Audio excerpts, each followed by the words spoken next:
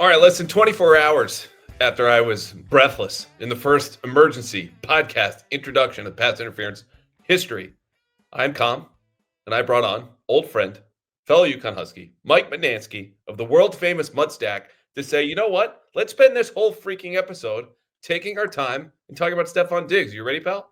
I'm excited for Steph Diggs. I'm glad you've calmed down. People were worried. I got a lot of texts from other media friends. People were concerned, but you've rallied, and the Patriots have a talented wide receiver, which is reason for celebration here on Pat's Interference. So, if I'm being completely honest, which we do on the show, but this is the way you preface stuff that's like, this is going to be a little odd. It's not. I'm lying to you all the time. I had taken a nap at 6:30.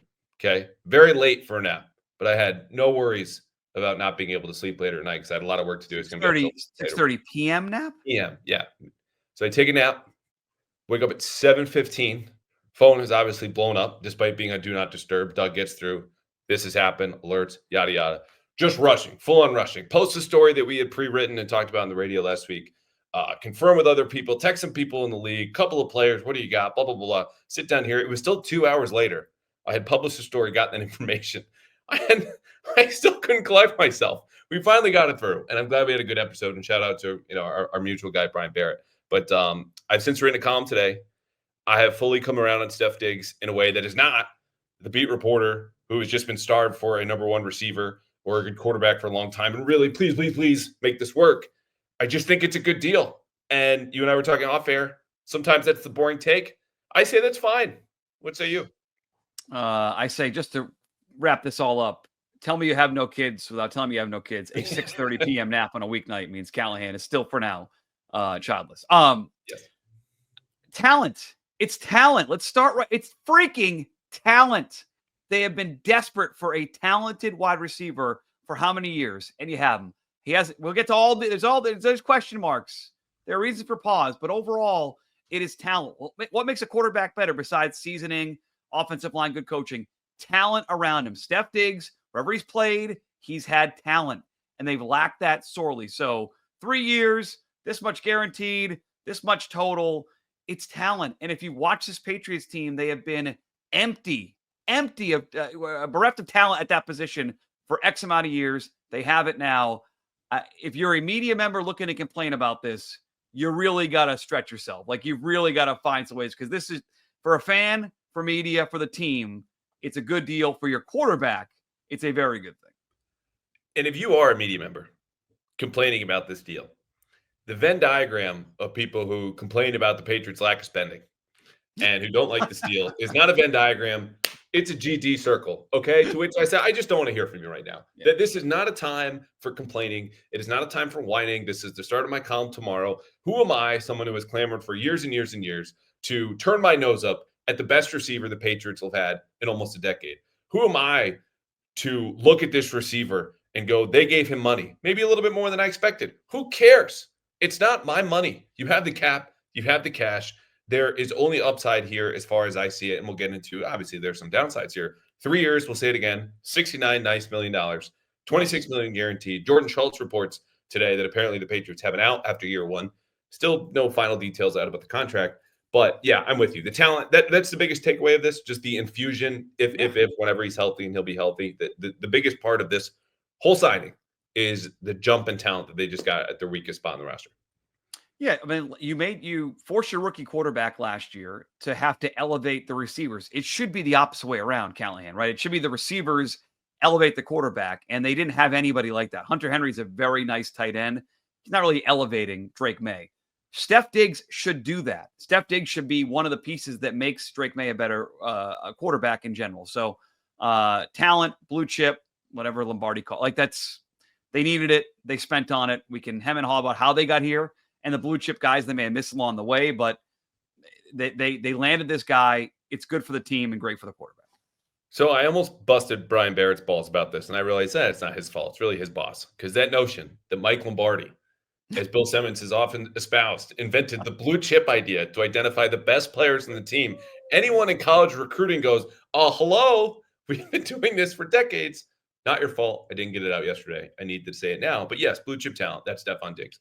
The most significant part of this signing to me is what the talent does, and you kind of hinted at it, the ripple effects for Drake Maye, for the future receivers. And when you get really far out there, like the ripple is almost petering out and it's just smooth, still water, is what this potentially could do, underscore potentially, for the Patriots as a free agent destination. Because the biggest problem they had before Stefon Diggs said, yes, I will take your money, is that every big receiver they went after, Calvin Ridley, Brandon Ayuk, DK Metcalf, Chris Godwin, said, no, I would not like your money. I'm not going to go there, whether it was via trade or in free agency. Stefon Diggs says yes.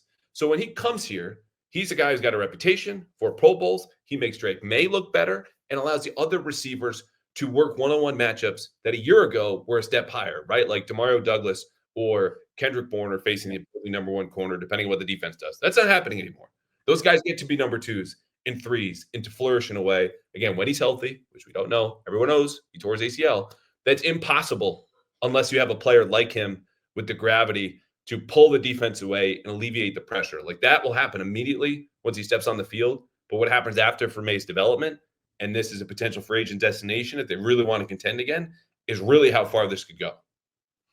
Yeah, and I think that's one of the biggest things about it. I guess I would say for me, it's the fact they spent the money, dude. Like I didn't think they would open up the checkbook for a wide receiver for years.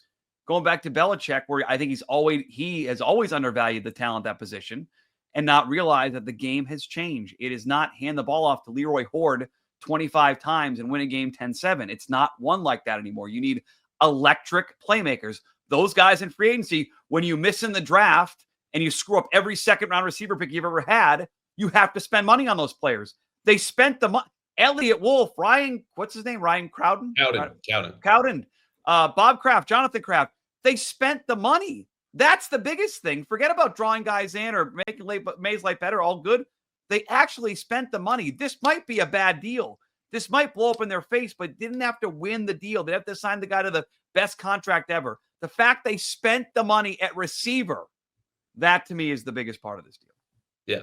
Anything else before I ask you what the most worrisome part about this is? Again, 3 years, $69 million, 26 guaranteed. Again, you keep hearing he's on track to report for week 1. Let's push that back. Let's make it week 5, 6, early October.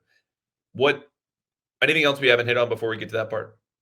I am curious, like how, and this is way inside football for March, but like how they're going to use him, because he sort of transitioned from this outside receiver to a guy who's played a lot more slot recently, and maybe guys, the Texans receivers around him were also pretty good. Tank Dell is good. Nico Collins is good.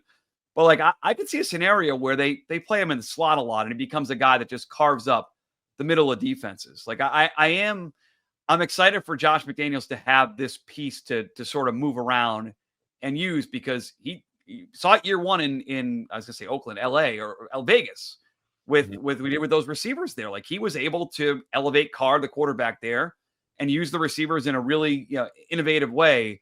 I'm excited to see how they use Steph Diggs, because I think he can be used in multiple ways at the receiver position and make Drake Maye's life easier. So I'm excited about Josh having this piece to build around the offense.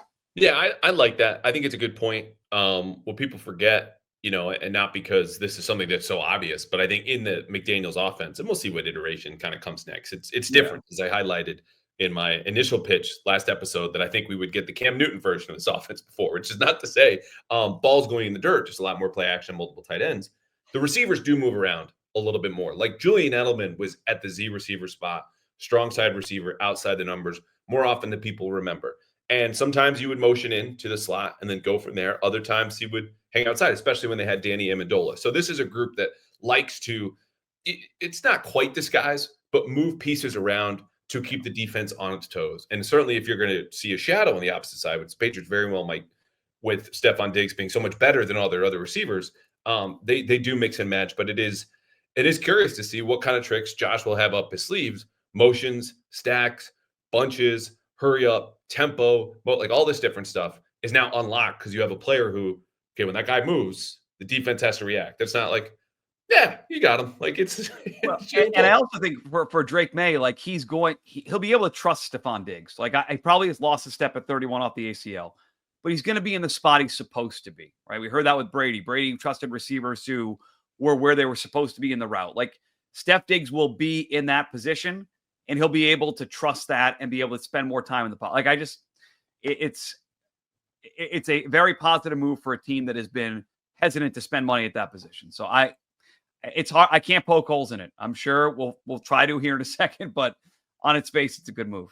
Okay, all right, let's do it now because in the spirit of fairness, there is a world, a universe in which this goes poorly, and it's not just because of bad luck or injury. This is a guy who was traded from Minnesota to Buffalo, Buffalo to Houston. Houston said, "Nah, we're not going to re-sign you," and the ACL tear played a big role in that. Though Sure. all the reports are, "Oh, the Texans loved him and he was great," and you know what? I believe them because these are coming from good reporters. You should trust good reporters, but he is someone whose malcontent comes from not having the ball enough. This is not an offense that historically has funneled targets to certain players. This is very much an egalitarian type of offense. That's just what it is. So, in addition to the ACL, that dynamic has me not worried, but I'm keeping an eye on it from a distance, especially if they don't see him as being 100% yet and he feels 90% is better than the receivers because he'd be right. Those are the two things. Can he get to last year's form, which is better than you think, which we'll get to in a second? And then when he's close but not there, does he start to act like he's arrived? And that's something you don't know until the guy's in the building. That's how I would poke holes in this, or just again keep an eye on a couple things. Yeah, that's from the individual standpoint with Diggs. I would take I'm a little concerned in the 24 hours after this that like the team might be content, like that this is enough. And I would say don't stop now. And like if you can get Travis Hunter at 4, who we'll get to, still draft Travis Hunter. If you can still make trades around the draft for other wide receivers, you've got draft picks, you still have plenty of money to spend, still make those moves. Like I hope they don't look at this like, hey, we're done at receiver. We're good. We got enough. I would still say draft and trade market. They should still be exploring everything because I think there is still a talent drop off from what Steph Diggs is and the rest of the roster. I'm sorry, Matt Collins and Pop Douglas and Kendrick Bourne. You can tweet away like we need to see it again from those guys. It's him and everybody else. I'm hopeful they don't look like, hey, this is it. We're done. We can move on from this position because there's still work to be done on offense and getting players around Drake Maye. When you went like that and washed your hands, for whatever reason, I got this image of a small parade going through Foxborough, like the Patriots finally signed a number one receiver parade, and I'm wondering how many people would show up. I think you would have probably a few hundred down there, and that ownership might be so detached from reality that they are patting themselves in the back for a move that everyone has been clamoring for a half decade. I would go out of curiosity, maybe for work, maybe for a column, but the Steph Diggs parade in Foxborough, maybe coming to a news station or newspaper near you. I think that's it. I mean, I think the obvious part with the ACL is a reason for concern. I text you front office executives. People are supposed to know better than me, and that's their big thing. Oh, it's the age and the ACL. Like, okay, if that's it, we all get it. To push back against that, though, because a torn ACL is not what it was when I was watching the league coming up. It's not what it was when you were following the league and doing radio. Julian Edelman in 2017 tore his ACL at age 32. Returned the following year, did have a 4-game suspension due to PEDs, almost cleared 1,000 yards in a dozen games the following year and won Super Bowl MVP. The year after that, at 34, he had a 1,000-yard season. There are a lot of factors in there, namely Tom Brady was his quarterback. But I look at this and go, even if Steph Diggs comes back 12 months to the day, October 27th or whatever it was, like there's still room and time in there for him to find a form at 31 going on 32 that you can count on him as your best receiver, even if he's not number one caliber just yet as he works his way back. Yeah. And like if we're ranking the two concerns, and you mentioned the two individual ones, the injury and potentially being a malcontent and being an off the field issue, I am more worried about the second part than I am about the injury. The rehab process for ACLs has become pretty streamlined. Guys return pretty quickly, even in their early 30s. So I agree with you on that. If I'm ranking my concerns, it's he's bitching on social media about not getting the ball.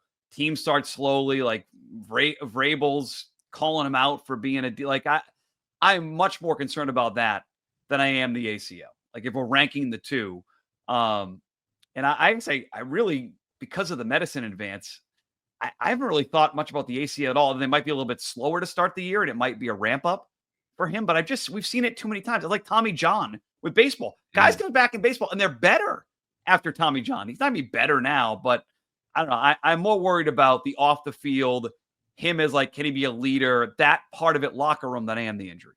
And to keep myself accountable, yesterday I'm saying, look, like if you're concerned about not being able to handle a number one receiver who wants the ball and is going to be demonstrable. Like, Yeah. you don't really believe in your culture. So I agree. it doesn't mean you don't have a blow up on the sideline or there's some awkwardness or tension in the locker room. Like, that's going to happen over a full NFL season. That's just the nature of the job in the workplace.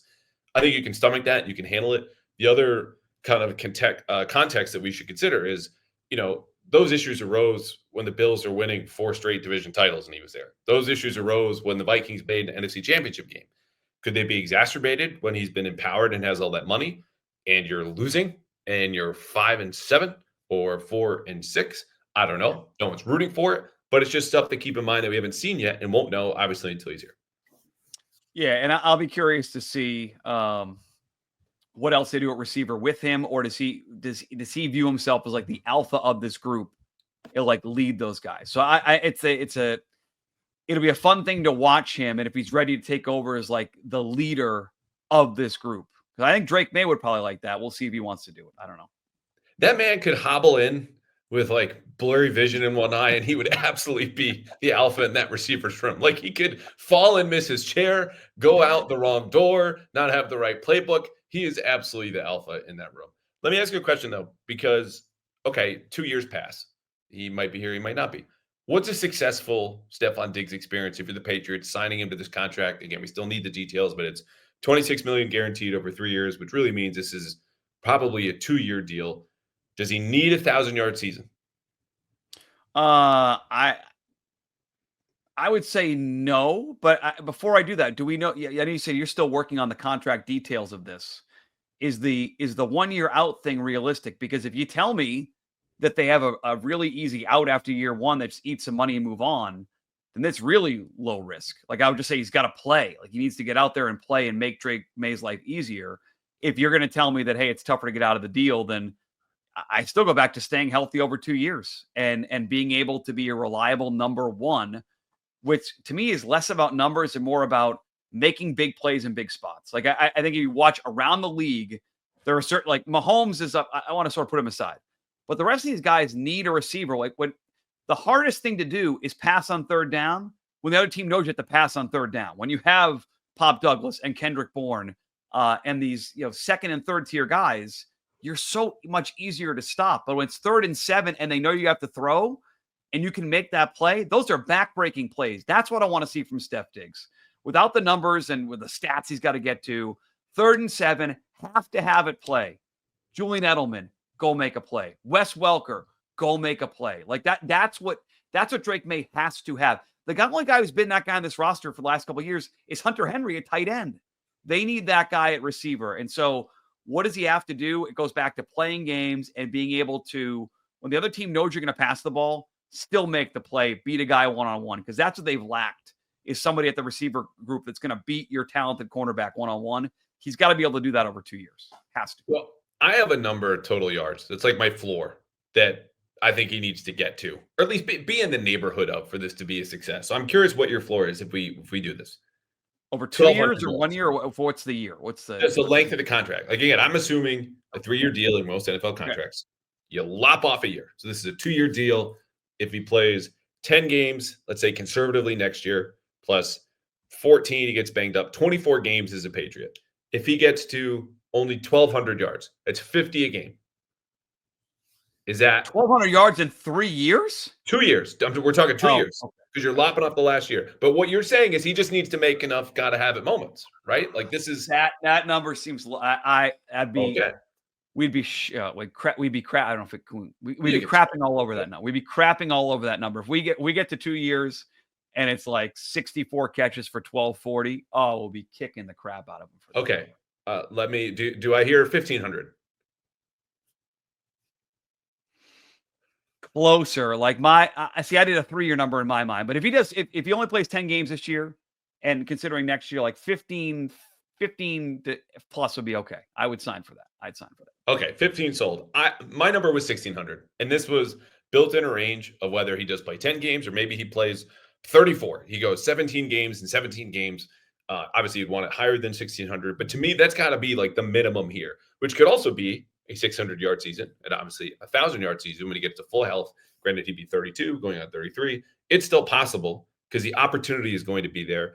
And I think also the way the offense is designed, like, he'll have a chance to beat man coverage and make those plays that you're talking about in a way that he doesn't. But I want to keep that in mind because we can say it's a success now because they spent the money. But like what matters is to go back to your point about the contract, like the success of owning a house to me is not like, oh, we built in an escape room and then we had to use it one time and we were safe. Boom, that's a success.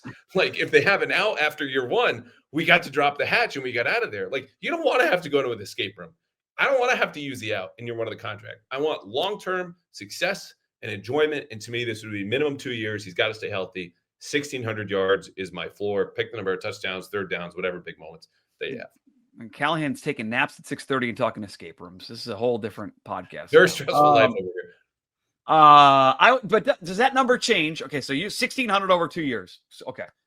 Does that change if they end up pairing him with another elite top end guy? Like no, that doesn't change for you. Like if they, I don't want to. And if they draft Travis Hunter and say you're the wide receiver too, like you're on the. To me, that number might come down a little bit if it ends up meaning somebody else emerges and they're almost like not 1 and 1A, but a 1 and a legit 2. Because I don't think they have a legit 2 on this roster right now. If they paired him with a legit number 2, then that number might come down a little bit. But 1,500 would be my number right now. No, I look at that and say his opportunities get easier, right? Like because you're facing more number 2 corners. You got a quarterback who's going to have multiple options and probably be better himself with all that support that you're talking about, right? Like receivers lifting up the young quarterback. I want to say 1,600 is a range. If the dude, gets banged up a lot and still gets a 1,598 and has 12 touchdowns, whatever it is. The point is play over 2 full seasons. This is why you signed him to a long-term deal. He's content enough to be here. And the yardage at least has to be on pace for more than the Patriots have gotten from their top receivers. That to me is where I get in like the 1,600 range as a floor. Yeah, and again, outside the numbers, like be a number 1 receiver, be able to beat their best cornerback, be able to force double teams occasionally, like third down, make plays. Like that stuff in the long run is going to mean more to me than at the end of it, we look at the actual stat line. Like what did he act the role? Did he act the position number 1 receiver? That they haven't had that, and it should be fun to watch that with a young quarterback as talented as Drake Maye. Yeah. All right. I talked about Drake Maye, man-to-man coverage, numbers this and that. And last episode said, Diggs got 3 catches and Christian Gonzalez and a touchdown. That doesn't impress you. I don't have much more. Today I have more. Are you ready, Mud? I'm ready. Let's go. Let's do it. So according to ESPN's receiver analytics, which break down in yards after catch, how often you get open, what's your catch rate, yada, yada. Stefon Diggs in 7+ games last year was the 3rd best receiver in football. Pretty good. Number 7 by their open score, okay, which accounts for your ability to separate versus man and zone. But the issue for the Patriots, as we know, is mostly against man-to-man. According to Sports Info Solutions, they are the only team to rank bottom 10 against man-to-man coverage by passer rating and completion percentage the last 2 seasons. I believe over that stretch, they saw the 3rd most snaps of man-to-man defense in the entire league. Translation, their receiving core stunk, and everyone knew it. When you have Stefon Diggs, who converted almost 90% of his catches against man-to-man last year, small sample, yada, yada, whatever, almost 90% for a first down, above average against man-to-man, according to PFF. That changes things. That does not let defenses come in and say, I'm going to go to bed early tonight. We have the game plan. It's going to play you one-on-one. This guy, when he returns, whatever form that is not only your best receiver, he's a guy who gets open in a box on 3rd down in the red area. You don't have to ask me. You can just go talk to Christian Gonzalez. Okay. Am I a follow-up for Mr. Stats over here? Yes. You mentioned he was number 7 in open rate. Mm-hmm. Do you have the top 6? Can I compare him to the other 6 you have in front of you? Or am I putting you on the spot? I will pull them up if you want to buy time for me. I want to know that when you say number 7, like immediately, like, okay, it's top 10 receiver, but I'm curious who the other 6 are, because if they're just guys that I don't think are, in my personal opinion, aren't very good, that will hurt your stat. And we all do this, whether you're writing a column or writing a newsletter at mutstack.com. We use stats to our advantage and we twist them. Yes. And so I want to see if I can take your stat and shove it back in your face with some of these receivers. So there are 3 receivers tied at the top. I don't think they're going to disappoint. Okay. AJ Brown. Yep. Malik Neighbors. Yep. Mike Evans. Yep. Okay. We're 3 for 3. 3 for 3. Yep.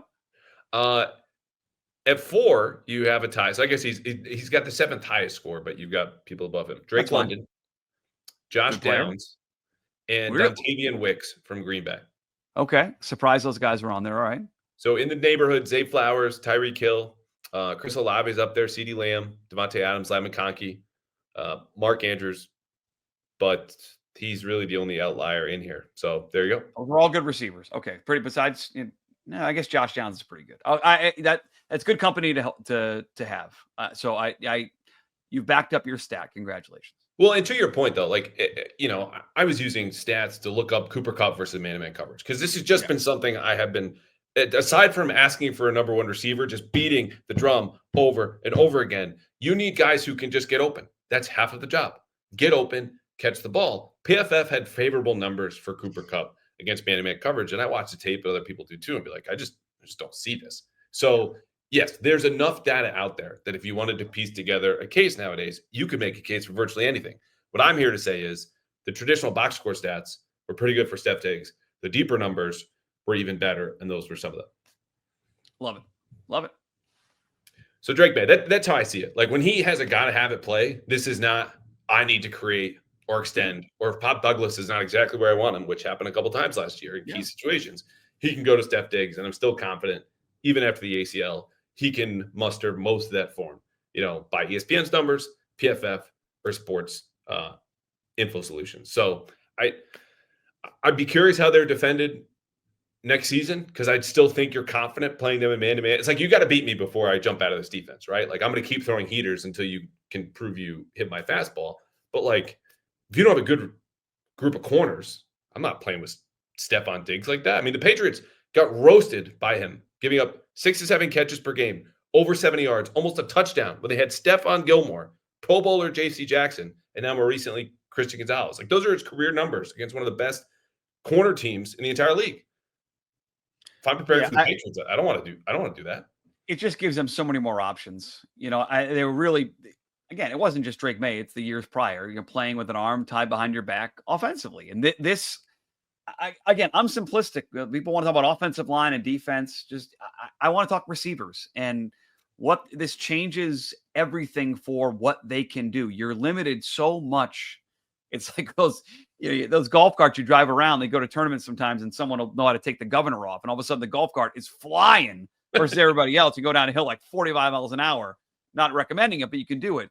This offense played with the governor because there was just so limited talent on the outside. This should change everything. It should raise the expectations for the quarterback and the offense, the win total, all of it. And again, I like the big shiny object, right? I'm a big dumb football fan. I like receiver passing game football.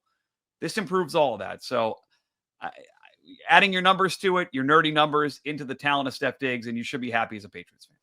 Very good. All right. It is time to hand out some grades. We will go into how we see the Patriots free agency as a whole and talk about how this is going to affect their draft plans. And does their standing in the AFC change just yet after this break? Enough about free agency. Enough about the draft. No more mocks, no more rumors, no more whispers, no more mailbag.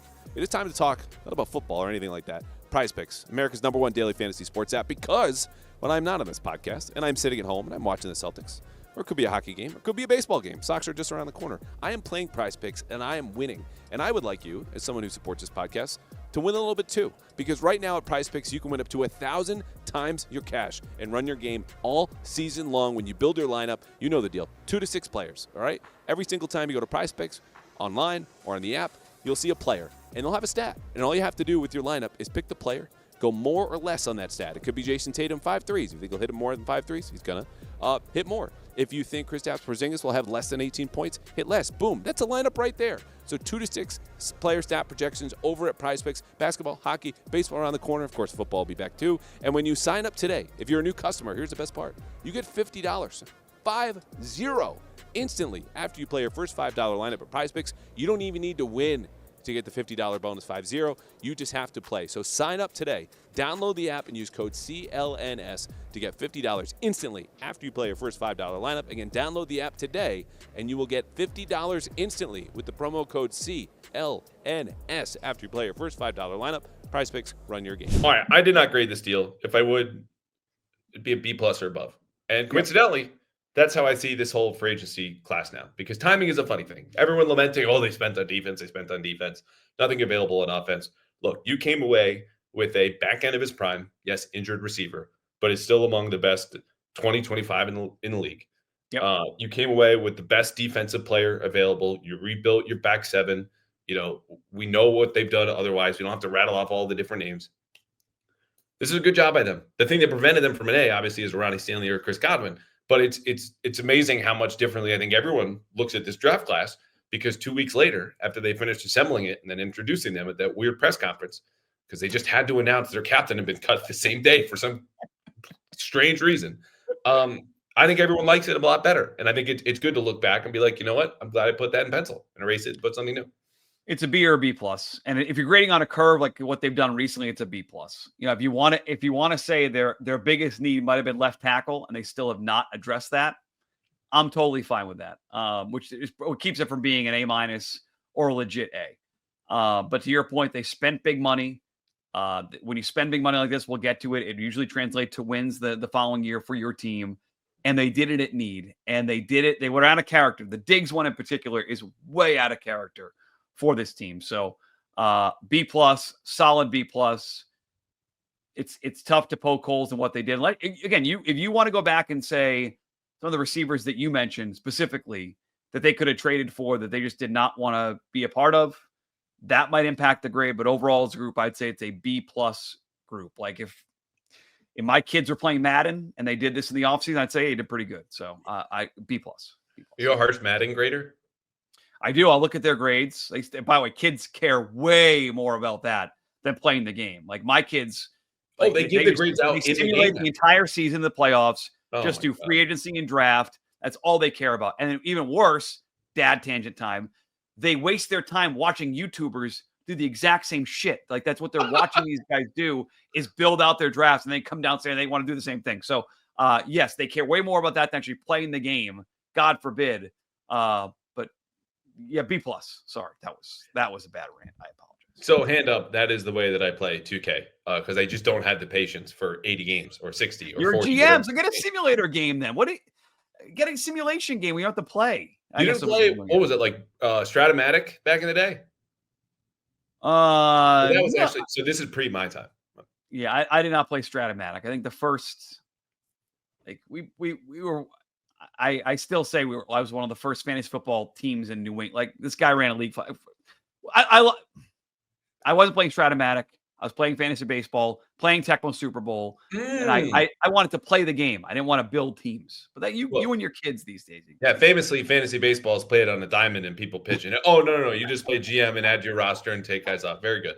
Said as a fantasy baseball fan, year 19 of my renewed high school league came up this past weekend. Wonderful. But no more time for stories. All right, getting back on track. We both agree B is the absolute floor, I think, for this free agency.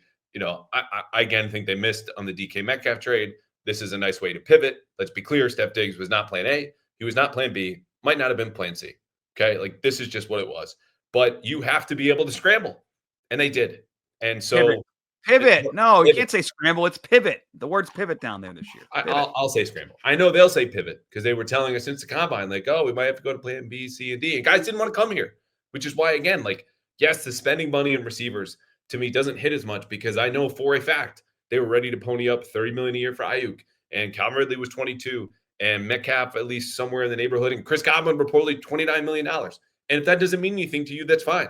We don't have to do the interest Kings game, but that was a Bill thing. He wanted to build middle-class receiving corps because he didn't, as you said, see them as valuable as they really were, because from a defensive standpoint, you guys just double him and he's out of the game. Well, if you have two good receivers, you can't double them both. Anyway, they finally do spend. They get the big name in here. This is good. The draft. 2 questions. Number one, does this categorically, fundamentally change how they should approach the number 4 pick? Number 2, if Travis Hunter and Abdul Carter are off the board at that point, what are you doing? It should not change what they're going to do. It should not. Elliot Wolf apparently told season ticket holders this past weekend they're taking the best player. They should take the best player. If they're worried about Will Anderson's little miniature dinosaur arms, don't take Will Anderson. Like that. Will Campbell.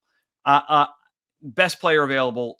Better Abdul Carter or Travis Hunter not being there, I have not let my brain consider. Like I am believing in all the rumors about 2 quarterbacks going in the top 2, and it should set up for things to be right there for you at 4. Which again, you want to nitpick for a second.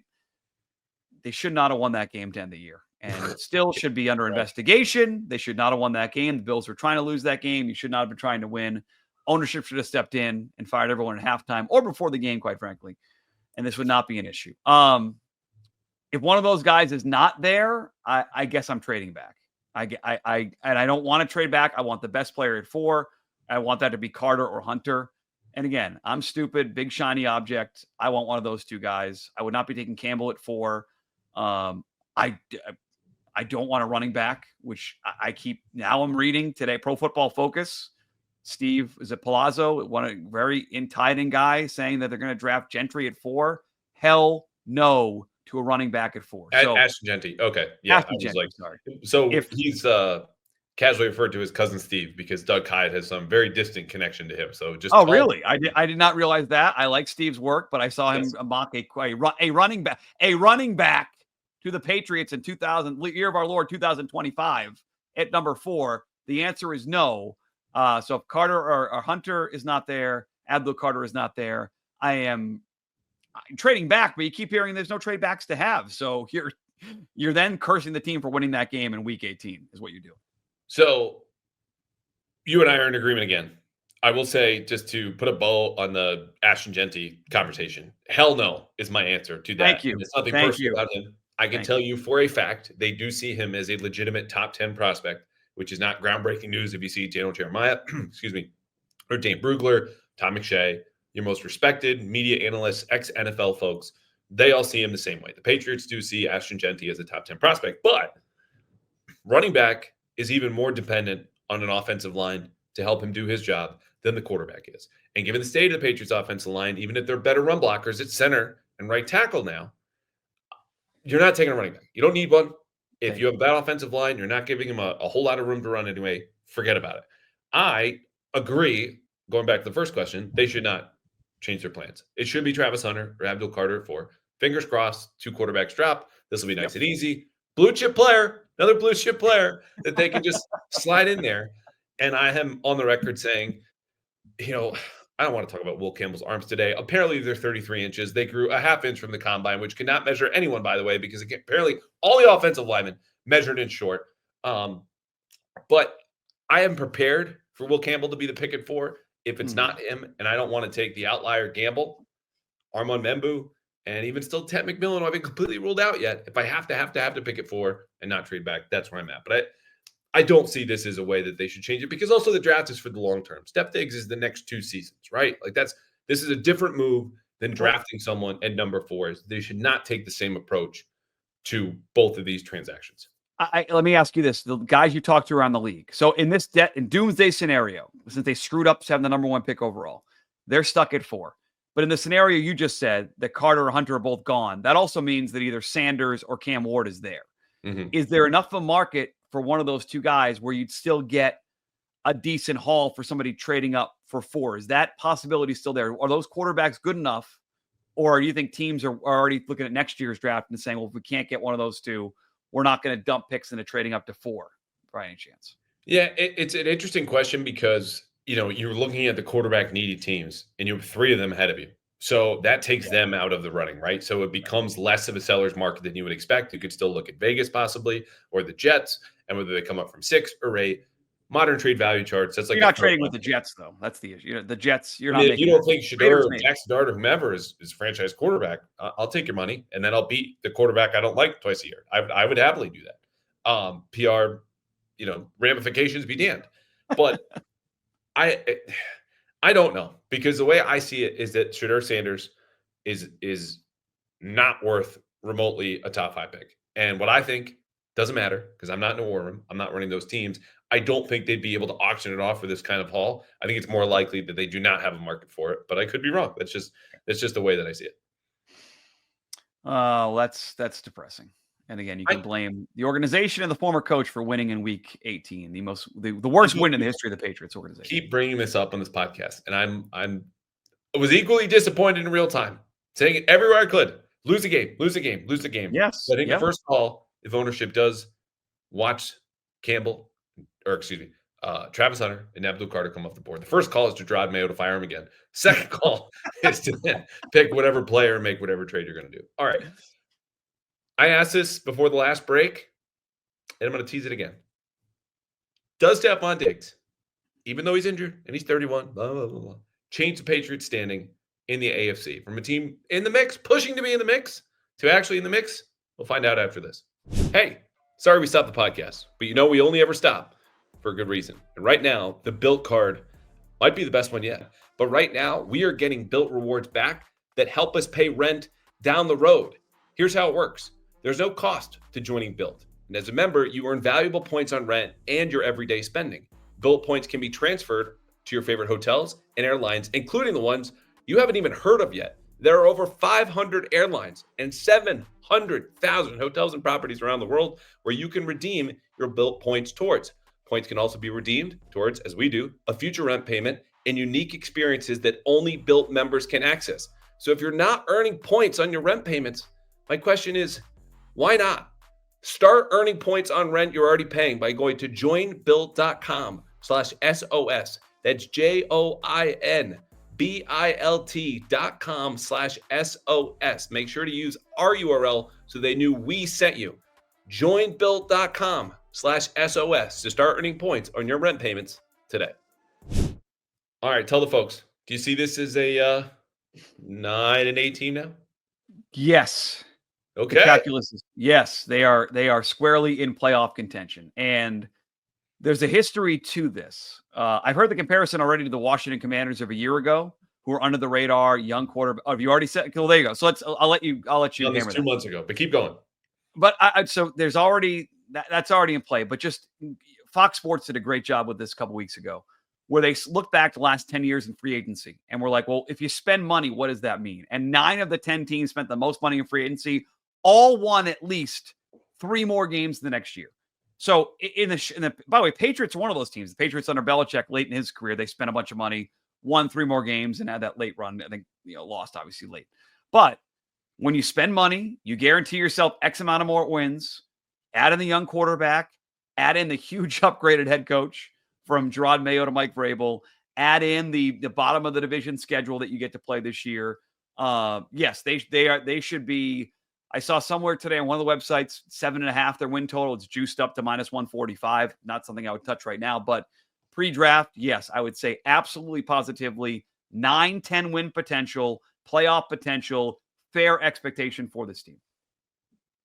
I like it. I don't really have much to add. I've done this segment before. I'm going to reserve the right to make a decision after the draft to see where it's at. You no? Did the Steph Diggs change it at all for you? Because that's different when you've done the segment before. Yes. Yeah. No, it does. I wouldn't say it pushes them from like hanging around maybe early December to like firmly getting the last wild card spot. Again, for all the reasons we talked about, injury, age, et cetera, et cetera. But the ceiling was certainly raised. And I think if you wanted to make a case that this should be like an 8-win over under, and obviously puts the push in play, I could hear that, because again, this changes how you can run your whole offense. Like what I pitched a day ago about this is going to be the Cam Newton run heavy, 33% play action. Like forget about that, man. You got a weapon out there.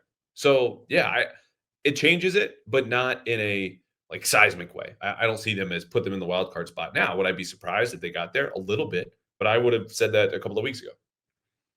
Yeah, I think they're firmly in the wild card, and I'll be curious. I've not done the full deep dive on are they a playoff team or not, what the odds are there. But if at a big positive number, I could get behind that in the betting markets. I definitely could, and I think we're underrating the coaching thing a little bit and the entire revamp of the coaching staff, because not only was Drake Maye a neophyte being thrown into it, like remember how that coaching staff got thrown together too, Callahan. Like you wrote about it a lot in the Herald. Like you went to 6 or 7, 8, 9, 10, 12 guys before you found an offensive coordinator that wanted to run the offense. So like this is it's an adult laden group now. They have experience. Like expectation should be just on coaching staff, a couple of wins plus free agency plus Drake Maye year 2. Like 9-10 wins. Absolutely. Yeah, I think it's a good point, and it's something that gets lost because you talk about shiny new objects, whether it's Steph Diggs or Milton Williams.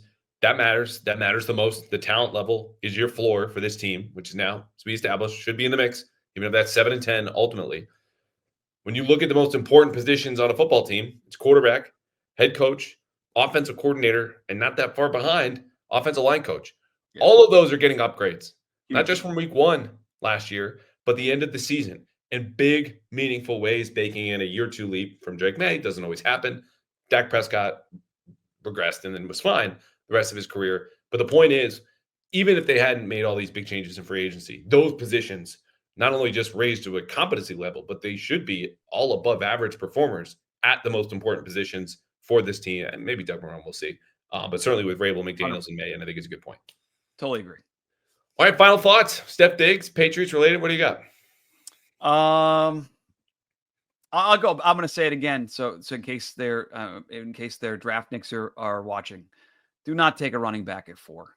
Like please don't. Like I understand they want to run the football. They've talked to all these guys, these draft running backs. They've talked to all of them. Like Mike Vrabel wants to run the football and power game. You want to do that later in the draft on your own time. That's fine. You can't spend the 4th overall pick on a running back. Even if they end up taking Campbell there, I could stomach it more than a running back. I don't want to see it. And that would signal all these positives, spending money at receiver, making life better for Drake Maye. You already have Ramondre Stevenson. Antonio Gibson was actually pretty good last year. Like yes. A very good receiver out of the backfield. You have him back for year 2. Like I think he's a valuable piece. You want to draft the guy somewhere in the middle rounds, late rounds, all for it, please. No running back. And there's been such a good offseason right now for this team. Coaches to players. Don't take a running back at 4. Please. It's not 1991. Don't do it. I'm with you. And this is as simple as Tom McShay put it the other day. Again, shout out to our guy, Brian Barrett, had him on his podcast, and he's done Simmons and other places. It's one of the best running back classes in recent history. Okay. That's not just because Genty's at the top. It's the depth. Dylan Sampson out of Tennessee came in or is coming in for a pre-draft visit, reportedly, to Foxborough. Yep. It's a day 2 pick. Take him on day 2. Be happy with it. Like that's right. I don't mind adding a running back in that range, and I don't think you have anything to worry about. Yeah, I'm excited for camp, man. I don't think Steph Diggs will be ready day 1 early on, but I hope late in training camp, the people who still come, because the crowd wanes and it thins out and there's not as much enthusiasm. And granted, it's a Wednesday, it's freaking hot. You watch a couple of preseason games, everyone wants the real football to come. When they do one-on-ones, if Steph Diggs is healthy, man, I'm telling you, get down to Foxborough if you can. Take the kids. Him versus Christian Gonzalez is going to be worth the price of the non-admission alone. Like that, it's going to be a great show if he's healthy and he can show up and practice non-pads for those one-on-ones. It's going to change a lot about how they do business and hopefully it translates on Sundays, but we'll see. We have saved the last 5 minutes for some Sox or Celtics talk because you have, as you always do, Friday coming up, the world-famous Mud Stack. Subscribe if you have not. I always put it like this. There are a few things pop into my email inbox that make me appreciably happier. Just sudden delight comes across my face when I see that come in Friday mornings. I can always bank on it. There's always betting in there. I expect to be Red Sox after the opener tomorrow. Celtics, I'm sure. Take this wherever you want to go. We'll do 5 minutes on it. And again, reminder, Callahan goes right to the sports media section because I write a lot about gossip and Boston media. If you like Boston media gossip, there's one place to get it. And that's mutstack.com. And I can tell you right now, there'll be some in there on Friday based on some DMs and stuff that were sent to me today. Now, you do this thing where it's like, I mean, you're the host. You should be telling me what you want to talk about. So you do this thing where it's like, I'm going to punt the last 5 minutes. I don't say sit here, do this, eat that. Like, I welcome you in. You can sit where you want. You can have what you want. But you know what? You did tell me before the show.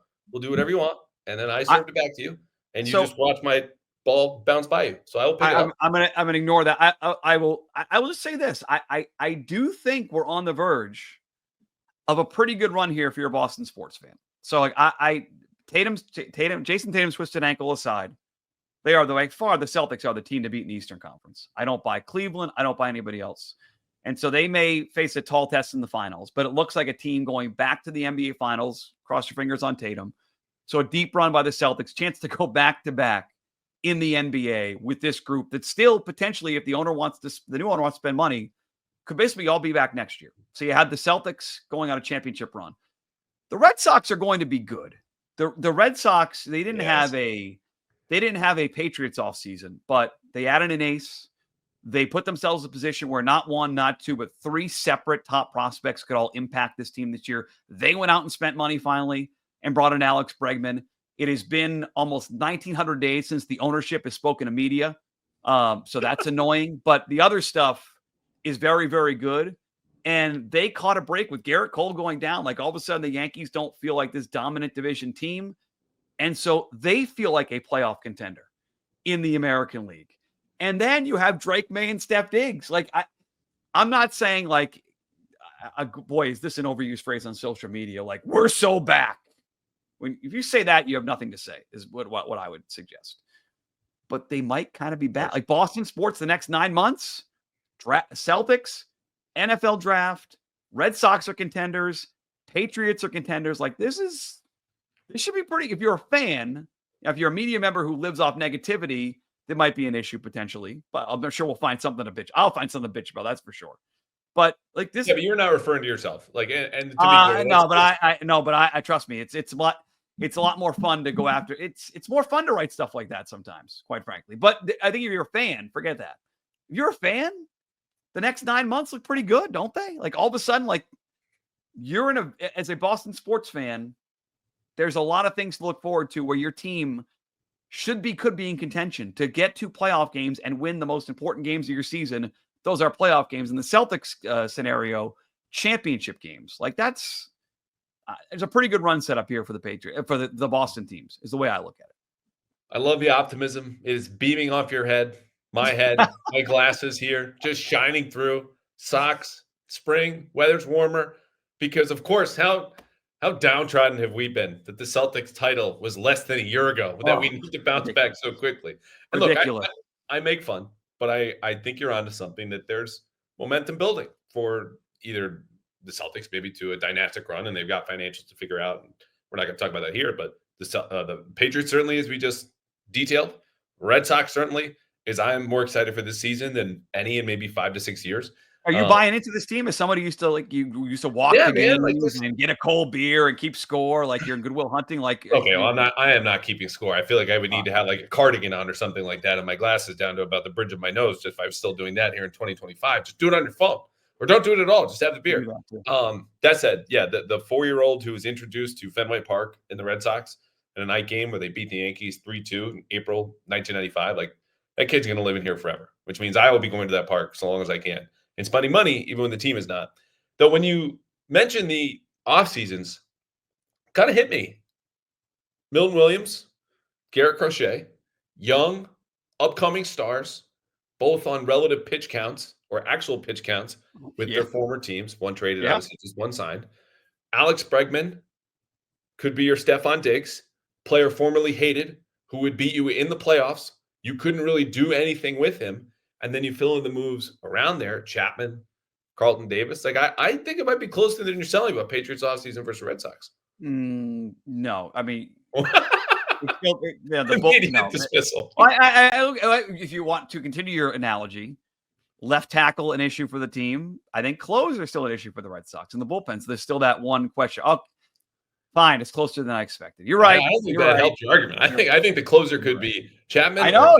Justin Slayton. We have Federian Lowe still hanging around here by not even a thread. That thread is snapped long ago. Like it's just a black hole. Which again, I think Will Campbell at this point, good strong reporting continues to come from outside. They love him. They love him. They love him. They don't care about the arm length. Again, we're not talking about it today, even though it dominated Twitter. But it cannot affect my professional life. The difference between that man's fingertips and his wingspan is just. It has too much weight on them. I don't want to do it, though we just did. All right, very good. Any bets, by the way? Because I might be texting you tomorrow as I come down with something about 3:58 p.m. and firing up Nest 360 on my laptop. I took the over on the Red Sox to have a little. It wasn't for a huge amount of money, but I think when it was it 86.5? I'd have to think about it. I took it over on their win total where available. I missed it by a couple of games but you got it before Bregman. You got it at a much better number. But I think the division being a little bit down potentially, and I think the offense would be very, very good. I took it as a very positive sign. God forbid we talk spring training for a second. Like in the last spring training game of the year, Jaron Duran is stealing bases. Like that to me is like in Mexico against an exhibition team. Like that, he's feeling his oats. I think he's going to have another good year, top of the order. I think Devers will settle in as the DH. I think he's going to be a great number 2 hitter for them. And the lineup looks good. The young kids, that part of it, I think that's going to be an awesome thing to watch. Campbell making the team, but I mean, Mayer, the people I talk to that have been around Marcelo Mayer down there are raving about this kid. And Roman Anthony looks like he could play linebacker for the Patriots. So I think they're going to be very good. I don't have a lot of I'm not a big fan of their ownership group, but I still think the team on the field will be worth tuning into on almost a nightly basis. And Crochet becomes a guy like, if you're a Red Sox fan who's been waiting for that ace top of the order where every 5 days you get to watch an electric pitcher, that's what you're getting. He's not going to throw 240 innings, but he is electric. Like he can, every time he takes the ball, he can strike out 11 guys. And they haven't had that type of excitement there at the top of the rotation in a while. So I think you should be excited about the Red Sox. And I think for sure you should have to call. Why don't you pitch your editors on a story where you go to like a local bar and watch the game with fans and see if they're as excited as you are? That's the story in there. That's a story I would read in the Herald on Friday after I'm reading Mutstack.com. I read that first. But then I go read like Callahan goes to like a local pub and samples their IPAs and he talks baseball and gets paid to do it. I was going to take another inappropriately late nap, but now I'm just ready to run through a wall for the Red Sox and my new editor at Mutstack.com pitching ideas. Callahan goes to the pub. This is not an exclusive, folks. This is like a Thursday. But I like it. We'll think Callahan at the pub. I saying like Homer at the bat, the Callahan at the pub. Yeah. Writing gets worse as the game goes on. Yeah. I did someone over my shoulder. Look, there are at least 5 YouTube commenters who are just screaming about the lack of football talk over the last 5 to 10 minutes, to which I would say, I'm tempted to go on because this is not your podcast. And we just did 45 minutes of solid football talk. Yeah. But look, if you got time on Fridays, and I know you do, it's a Friday. Okay. You might be listening to this podcast on Friday. Subscribe to Mutstack.com. You get all the sports media gossip, Red Sox, Belichick photos whenever they pop up. Let me tell you, some Patriots. Oh, please, Bill. Oh, if Jordan's watching, Jordan, another one this week. It gives me so much joy to see the Belichicks at a beach somewhere doing some yoga. I mean, this won't be a distraction at all at North Carolina. No. But it's gonna be all football for Bill and his GM Mike Lombardi, the football GM down there at North Carolina. It's be all Mr. football. Blue Chip, Mr. Carolina Blue Chip. I think, by the way, I wrote about this last week. Mm-hmm. I think Lombardi whispered it out there. They're going to do like a full season documentary on this team. We're going to get a full season. Bill reinvigorates North Carolina football, like the whole thing. I'm going to say I'm going to hate it. I'm going to watch every second. We're not getting Hard Knocks. We're getting a full behind the scenes 24/7. I don't know what form it'll be in, but we're getting that this year with Bill, which will be fun. Does Jordan Hudson get an EP credit at the end? Yep. Yeah, I would say so. She appears in Dunkin' Donuts commercials. I would say yes, she will be. She'll be a part of that for sure. Yes. All right, there goes the other 6 YouTube commenter because some folks get very upset when we talk about Belichick and we're just honest about it. But look, I think the word fascinated is perfectly appropriate. I think describes me too. Our attitude towards us. All right, he is Mike Mutnansky. Again, subscribe, read every Friday right in your inbox. It's free. Themutstack.com. Thank you, pal, for joining. This is a blast as always. And I don't know, maybe you can come to the pub with me and we'll drink some beers and we'll do some writing. You with your staff. I wish I could. On Thursday. I should say this on Thursday. If you're New Hampshire, I'll be at the Brook Casino in Seabrook with the great Pedro Martinez for a free event. Myself and Pedro. It's not me. It's just Pedro's there. He speaks to the fans right after the Red Sox game. Be about an hour. Do a little Q&A. The Brook has done this a bunch of times now, where they brought in great athletes: Ray Bork, Robert Parrish, Teddy Bruschi. Ty Law, who was very good, and now Pedro Martinez. So you want to celebrate Red Sox opening day if you listen for Thursday night. I don't know when Callahan's going to publish it, so if I'm missing this, you can edit if you want, Andrew. But Thursday, the Brook in Seabrook, Pedro Martinez, come say hello. I was going to rag on you and say, what happened to Pedro? Does he need money? Like, can I help him out? Like, how dare New Hampshire. They're all off the red carpet. It'll be. They've gone out of their way to create these awesome events for people, like these Boston Sports Legend events, and I am somehow lucky to be a part of them. So a very small part. Pedro's the star. Looking forward to Red Sox opening day. Hopefully they'll win and get a win towards their win total on Thursday. My man, that sounds great. I am genuinely happy for you. I would love to hang out with Pedro. Afterwards, send him to the pub. I will still be there. But he is Mike Mutnansky. Thank you as always, pal. You know I'll hit you up sooner rather than later, all right? If they draft a running back, do not reach out at number 4. That's all. You're going to be my first call. Then the other call to Drake Maye to again fire him once more. See you, man.